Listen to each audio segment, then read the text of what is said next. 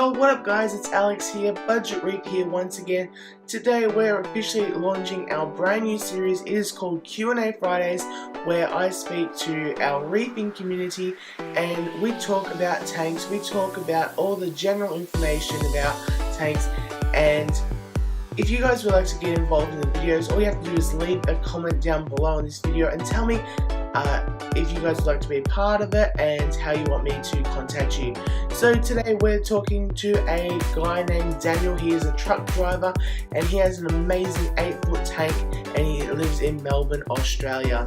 So let's begin, and I hope you guys enjoy this first ever Q&A episode 1. Yeah, g'day Budget Reefing. Thanks Alex for having us on the channel. Name's Daniel. Interstate truck driver.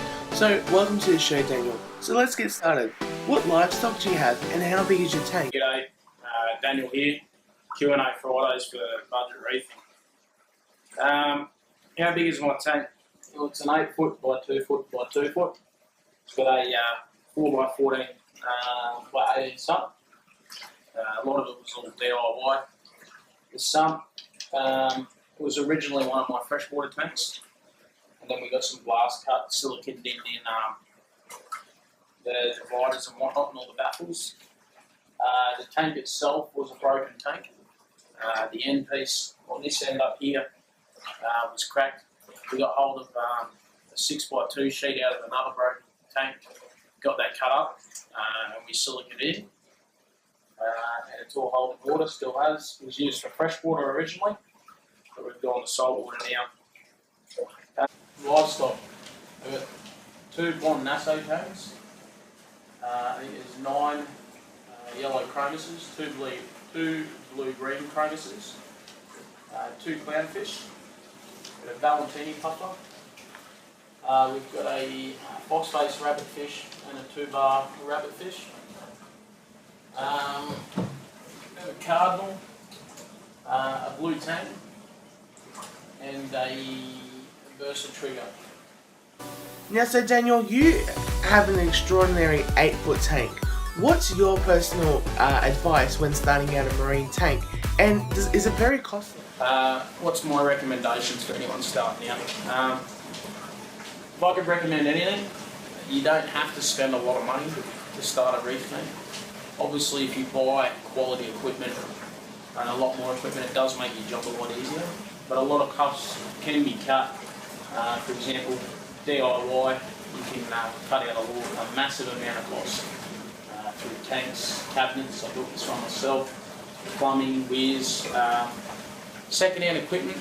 If you can get hold of some quality second-hand equipment that's suited to your tank, it can save you a lot of money, because it can be very expensive. And research. Prevention's better than the cure. I've run into a few problems myself.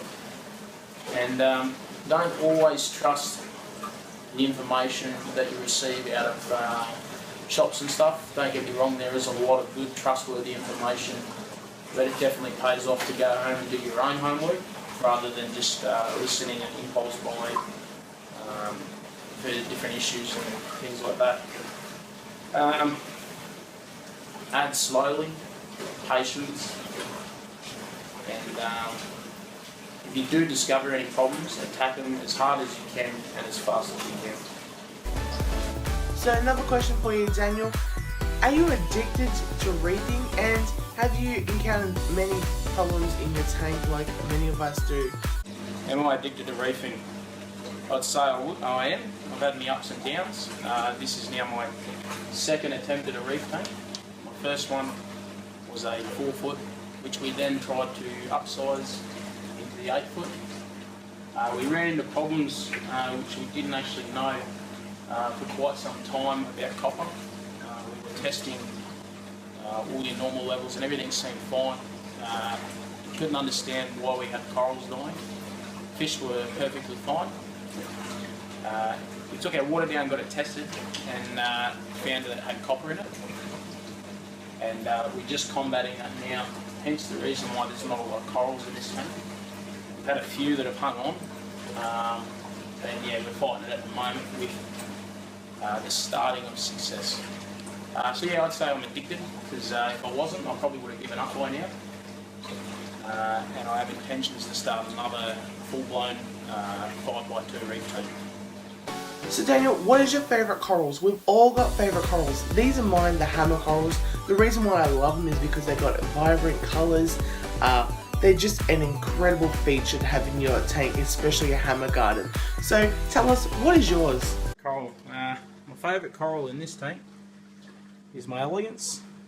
Probably because it's so hardy and it's survived all the copper and a lot of others haven't. It's actually wasn't doing so well, but it's just starting to open up again as we've started running Power Cleanse and activated carbon to pull the copper out of the water. Yeah, as I said, I've lost a lot of corals, so we're very limited, and I'm very hesitant to add more until I sort out the copper problem. Equipment. The equipment I use to filter this tank, I've got a 150 micron filter sock, a Reef Octopus RW250 skimmer. I run it into a refugium, which I'm just starting out. I've got a Delua UV11 marine grade LED. I run it through activated carbon, Purigen, and I think there's about 35 marine pure blocks. And then I go into a return chamber. I've got just an eBay special 5,000 litre an hour return pump, and then I've got a 1,200 litre an hour return pump, which feeds a Hydra stream, and I've got a Smart ATO auto top off.